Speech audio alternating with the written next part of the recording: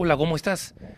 Estoy desde Denver, Colorado, siguiendo día a día las cosas que están pasando también acá en Estados Unidos y que me parecen importantes reflexionarlas desde un punto de vista, ¿no? Desde este punto de vista.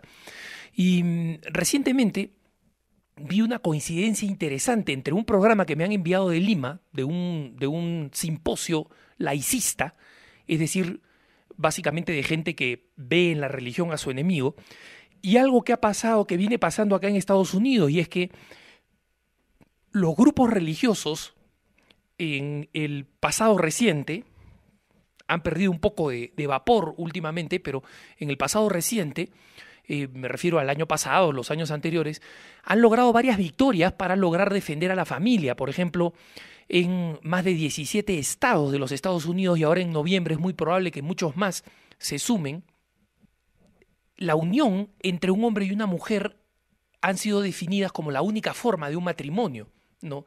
Y leyes o enmiendas a favor del matrimonio como una realidad que no puede ser aplicada a los homosexuales ya se ha aprobado en más de 36 estados, en consecuencia de los 50 que conforman Estados Unidos. Y además se han logrado varias limitaciones al aborto por medio de leyes, por ejemplo, de consentimiento paterno, que las personas no puedan llevarse a una niña a abortar sin el consentimiento y el conocimiento de los padres. Eso pone algo de limitación. Hay leyes que pretenden limitar o prohibir el cruzar líneas estatales, es decir, ir de un estado donde no existen muchas clínicas de aborto hacia Nueva York, por ejemplo, donde hay una maraña de clínicas abortistas, ¿no? Entonces, resulta importante comprender que el, la manera en que actúan los cristianos en general tiene su efecto si es que se unen políticamente, pero esto ha tenido una consecuencia. Durante tantos años, los secularistas en Estados Unidos estaban acostumbrados a gobernar que ellos han caído en una auténtica paranoia. Y leía un artículo de un autor judío, un importante autor judío, es decir, no forma parte de lo que acá llaman la derecha religiosa, la derecha cristiana, que se llama Michael Medved, un famoso crítico que en más de una ocasión lo he mencionado, escribía una columna en el periódico más importante de los Estados Unidos, el de mayor circulación por lo menos, que es el USA Today, diciendo que él le parecía increíble, inconcebible, que la paranoia fuera tal que en menos de 9 meses se hayan publicado 16 libros de parte de intelectuales laicistas, 16 libros, es decir, casi dos por mes, dos intelectuales por mes han sacado libros en los que señalan que existe una conspiración de los conservadores religiosos o de los integristas religiosos para tomar control del Estado.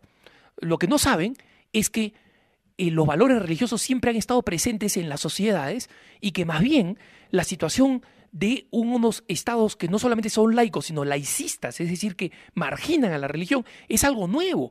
Ellos han vivido esa realidad cuando estaban pues en sus años 20, en sus años 30, a los 20 años, a los 30 años. Hoy ya cuarentones, o ahora que están sesentones, ¿no? Se preocupan porque consideran que los Estados Unidos no van a ser el estado secularista donde ser católico o ser cristiano en general era una vergüenza, ¿no? Ellos quieren que regrese ese estado donde consideran que es mucho más iluminado ser admirado por un intelectual secularista francés a ser interpretado como una iglesia o como un estado de cowboys, ¿no? De gente muy sencilla, muy rudimentaria, que todavía cree en Dios, que todavía se persina, que todavía bendice los alimentos. Eso les parece algo vergonzoso. Y resulta que en el laicismo, que pretende presentarse con cara, con rostro cívico, de que, bueno, lo que queremos es tener un diálogo civilizado, ¿no? Y entonces protestan, por ejemplo, cuando no se legaliza el aborto en el Perú, y cuando los provida van y protestan, se quejan de falta de espíritu democrático porque vamos y protestamos, ¿no? Curioso, curioso, ¿no? En realidad, lo que existe en el laicismo es un desprecio feroz, cuando no un odio, porque, ojo, son dos cosas distintas, ¿ah? Yo he visto laicistas y cuando los he escuchado hablar, he visto que son personas que realmente tienen un odio religioso profundo en muchos casos. La masonería mexicana, por ejemplo, ¿no? O el Partido Socialista en España. Ellos tienen un odio religioso real, odian a la religión.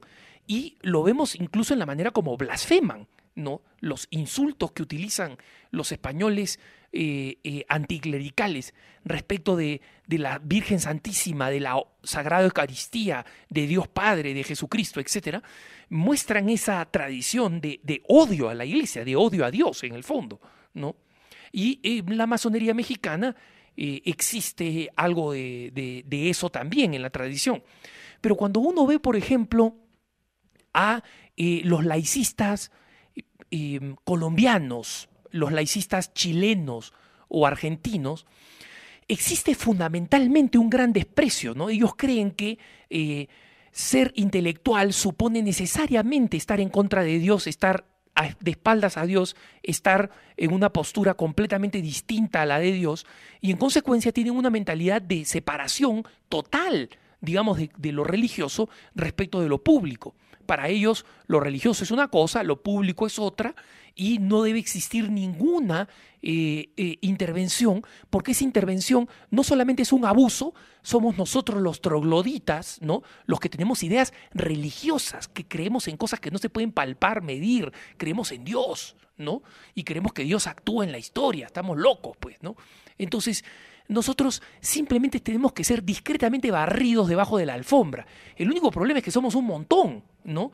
Y como ustedes saben, un poquito de polvo y de basurita se puede barrer debajo de la alfombra, ¿no? Pero un dinosaurio no se puede barrer debajo de la alfombra, porque simplemente va a formar una tremenda malformación.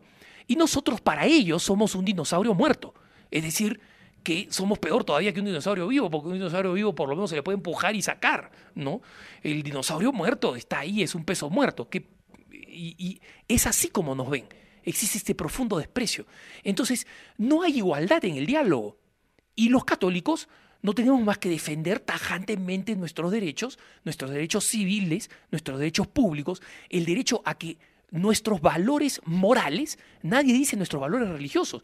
Yo no pretendo que ir a misa sea obligatorio en Chile, en Colombia, en Argentina, en el Perú, o en España, o en Cuba.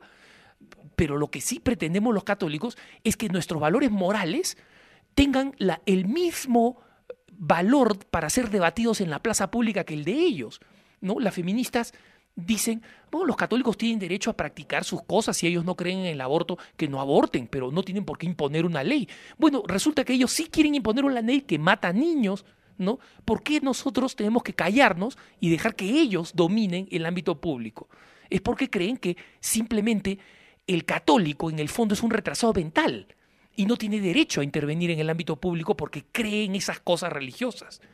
Y como tienen esta distorsión en la visión que tienen hacia nosotros, los católicos tenemos que batallar por nuestro espacio y lo más probable es que lo que logremos es que ellos se irriten más, se burlen más de nosotros y nos ataquen más, como Michael Medved señalaba que sucede con todos los laicistas ahora, con todos estos libros de insulto, de paranoia, de preocupación, de estos cristianos están tratando de tomar la sociedad. No estamos tratando de tomar nada, estamos tratando de defender valores fundamentales, que un niño no nacido no pueda ser matado por su madre simplemente porque se le da la gana a alguien, y usualmente a alguien que no es la madre, porque se ha visto que las leyes que legalizan el aborto lo que hacen es fomentar y favorecer el abuso de aquellos que pueden hacer abortar a la persona que está embarazada, ¿no?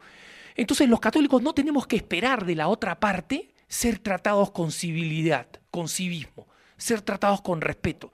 Y en consecuencia tenemos que liberarnos del complejo de inferioridad que estos grupos pretenden ponernos.